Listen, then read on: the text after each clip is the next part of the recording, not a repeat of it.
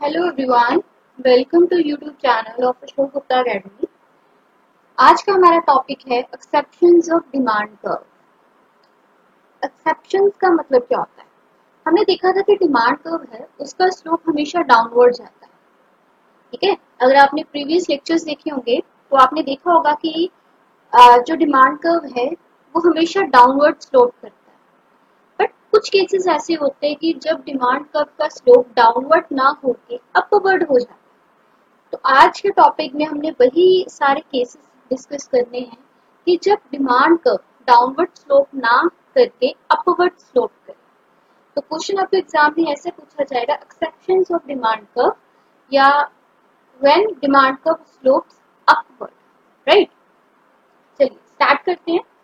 First है articles of distinction. Articles of distinction या इसको हम बोलते हैं वेवलेंथ गुड्स। अब नेक्स्ट क्वेश्चन ये है कि ये होती क्या है। लाइक आपको पता है ना, महंगी महंगी चीजें लाइक डायमंड एक्सपेंसिव है। ठीक है, तो जो भी चीज है एक्सपेंसिव है उसको क्या बोला जाता है? आर्टिकल्स ऑफ डिस्टिंक्शन बोला जाता है। और इन चीजों की डिमांड तब होती है जब इनका प्राइस क्या हो? हाई हो। अब आपके दिमाग में आया होगा, मैम ये कैसे हो सकता है, प्राइस हाई और डिमांड ज्यादा हो? चलो ये एक मिडिल क्लास के केस में ऐसा नहीं होता, बट अगर हम हाई क्लास लोगों की बात करें, अपर क्लास की बात करें, ठीक है, तो उन लोगों के लिए क्या है, ये चीजें उनका स्टेटस सिंबल। तो वो लोग क्या करते हैं कि जब इन चीजों के प्राइस ज्यादा हो तो वो उसको बाय करते हैं, बिकॉज ये चीजें क्या है, उनका स्टेटस शो करेंगे। जैसे अंबानी है, ठीक है, अब अंबानी का एक स्टेटस है तो वो हल्की चीजें तो लेगा ही नहीं, वो क्या लेगा? एक्सपेंसिव चीजें लेगा। क्यों? क्योंकि अगर उसके पास एक्सपेंसिव चीजें होंगी तो वही चीजें क्या करेंगी, उसके स्टेटस का शो ऑफ करेंगी, राइट। तो आर्टिकल्स ऑफ डिस्टिंक्शन मतलब luxury goods like diamonds etcetera. ठीक है, तो इन चीजों की डिमांड तब ज्यादा होगी जब इनका प्राइस क्या होगा? हाई होगा। बट यहाँ पे एक चीज आपको अपने दिमाग में लेके चलिए कि एक मैं मिडिल क्लास की बात नहीं कर रही हूँ, ये मैं हाई क्लास की बात कर रही हूँ या अपर इनकम ग्रुप की बात कर रही हूँ। ठीक है, तो आर्टिकल्स ऑफ डिस्टिंक्शन की डिमांड ज्यादा जब उनका प्राइस क्या हो? ज्यादा हो।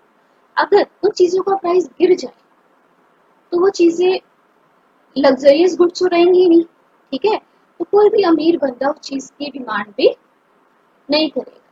ठीक है, so when there is a fall in price the demand will fall as these will not be articles of distinction. ठीक है, अब कोई आईफोन है, आईफोन सस्ता हो जाए, लाइक 10,000 में मिलना शुरू कर दे, ठीक है, तो अंबानी जैसा आदमी उसको परचेज करेगा? कभी भी नहीं परचेज करेगा। क्यों? क्योंकि लोग क्या बोलेंगे, उसके पास 10,000 का फोन नहीं ना। आईफोन की डिमांड क्यों ज्यादा है? वो स्टेटस को क्यों शो करता है? बिकॉज उसका प्राइस क्या है? हाई है। तो उन चीजों को बोला जाता है articles of distinction. I hope आपको ये पॉइंट क्लियर हो गया होगा। नेक्स्ट है इग्नोरेंस। इग्नोरेंस, इस पॉइंट में हम सभी लोग आते हैं। जैसे आपने देखा होगा कई बार हम लोगों के दिमाग में चलता है कि अच्छा ये चीज महंगी है, तो नेचुरली महंगी है क्योंकि इसकी क्वालिटी क्या है? ज्यादा अच्छी। अगर कोई चीज सस्ती है तो हम लोग क्या सोचते हैं, उसकी क्वालिटी बेकार होगी तब ये चीज सस्ती है। सबके दिमाग में ये होता है, अगर महंगी है तो क्वालिटी अच्छी होगी डेफिनेटली, एंड अगर कोई चीज सस्ते में मिल रही है तो उसकी क्वालिटी क्या होगी?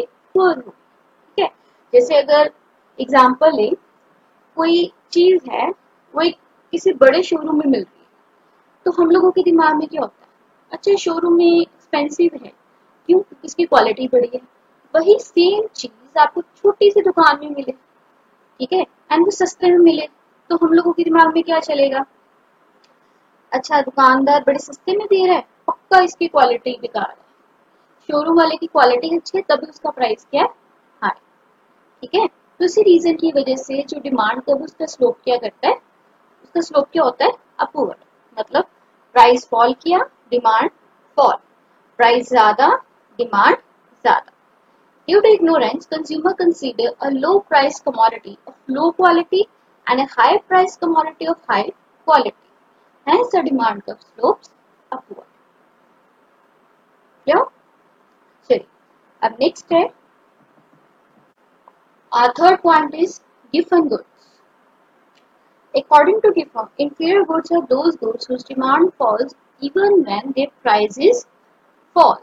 ठीक है, गिवन गुड्स क्या होती है? गिवन गुड्स उन इंफीरियर गुड्स को बोला जाता है. इंफीरियर वर्ड तो सबको पता है. इंफीरियर का मतलब क्या होता है? घटिया.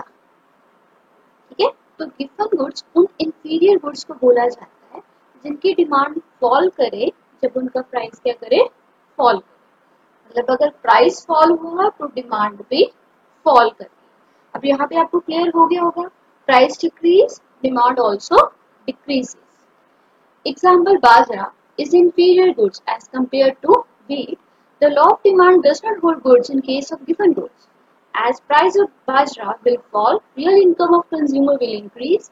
As a result, he will demand more wheat than bajra. ठीक है, अब बेटा क्या पॉइंट है? इंफीरियर गुड्स तो आपको क्लियर होगी.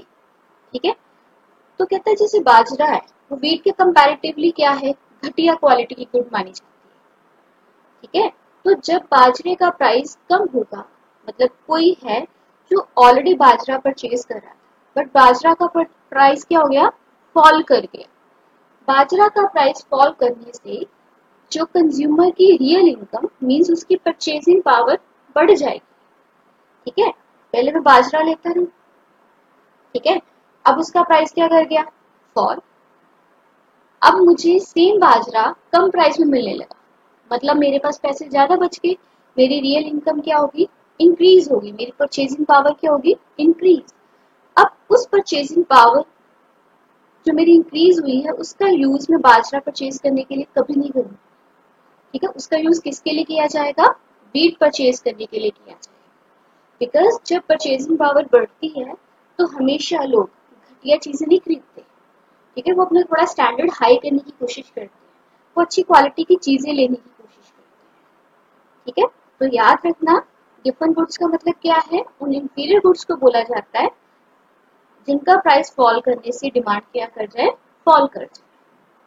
ठीक है, जब भी इंफीरियर गुड्स का प्राइस फॉल करता है तो कंज्यूमर की real income means purchasing power बढ़ जाती है. उस परचेजिंग पावर से कंज्यूमर जो है वो अच्छी क्वालिटी की गुड्स खरीदेगा. जैसे यहाँ पे बाजरे का कंपैरिजन किसके साथ किया है? व्हीट के साथ किया है. Right. Next is change in fashion. If a commodity is popular in fashion, then its demand increases with increase in price. Contrary, if the commodity is out of fashion, its demand decreases given a fall in the price of commodity. ठीक है, अब ये बात तो आप लोग अच्छे से समझ सकते हो. बिकॉज यंग जनरेशन वो क्या करती है? फैशनेबल क्लोथ्स की डिमांड करती है. ठीक है, उनको वही चीज चाहिए जो फैशन में हो. ठीक है, अगर कोई चीज है वो फैशन में है, चाहे उसका प्राइस ज्यादा ही क्यों ना हो, फिर भी हम लोग क्या करते हैं? उसको बाय कर लेते हैं.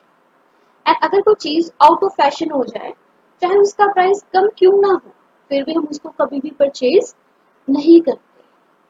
क्यों? क्योंकि हमें क्या चाहिए? जो चीजें चाहिए हमें एज पर फैशन चाहिए. ठीक है, तो अगर पॉपुलर है फैशन में तो price increase, demand increase. And अगर कोई चीज है फैशन से बाहर हो जाए, फैशनेबल ना रहे, तो चाहे उसका प्राइस कम क्यों ना हो, फिर भी हम उसको परचेज कभी भी नहीं करेंगे. Next is shortage of supply.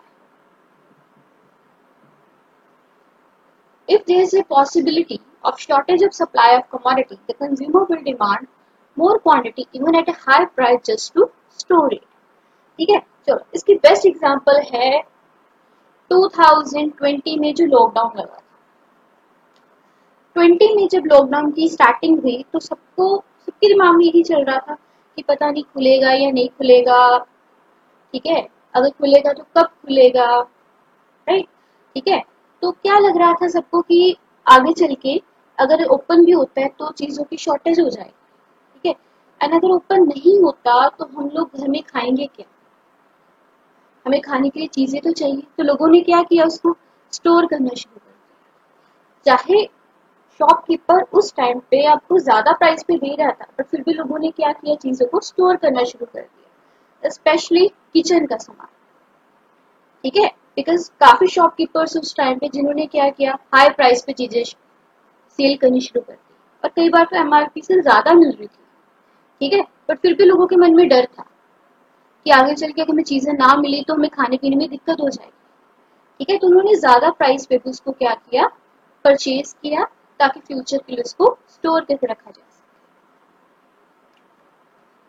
Next is expectations of rise और fall in price in future, ठीक है बेटा, अगर हमें कभी भी लगता है कि फ्यूचर में कोई चीज है जिसको हम लेने की अभी सोच रहे हैं, बट फ्यूचर में जो उसका प्राइस है ना इंक्रीज कर जाए, ठीक है, तो आप क्या करोगे, अगर आपके दिमाग में है कि फ्यूचर में ये चीज मुझे महंगी मिले, तो एक जो समझदार कंज्यूमर होगा वो क्या करेगा, उसको अभी बाय करेगा, वो सोचेगा यार फ्यूचर मुझे महंगी क्यों लेनी है, मैं भी ले लेता हूँ अगर मुझे सस्ते में मिल रही है, ठीक है।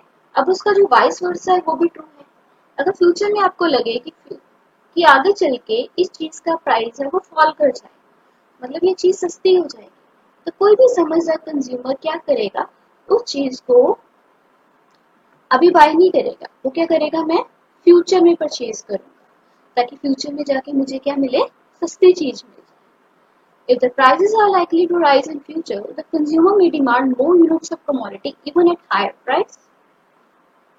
ठीक है, अगर फ्यूचर में लगता है कि प्राइस राइज हो जाएंगे तो हम उसको अभी परचेज कर लेंगे, and if prices are likely to fall in future, consumer may demand less units of commodity even at low price.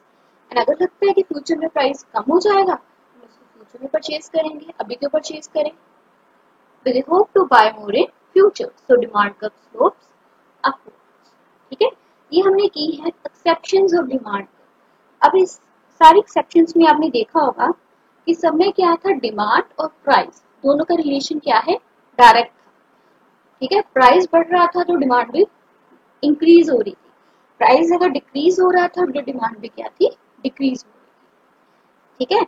वैसे डिमांड कब का स्लोप हमेशा डाउनवर्ड ही जाता है, बट सिर्फ कुछ केसेस ऐसे होते हैं जब डिमांड कब क्या है, अपवर्ड जाए, एंड वो सारे केसेस हमने आज डिस्कस कर।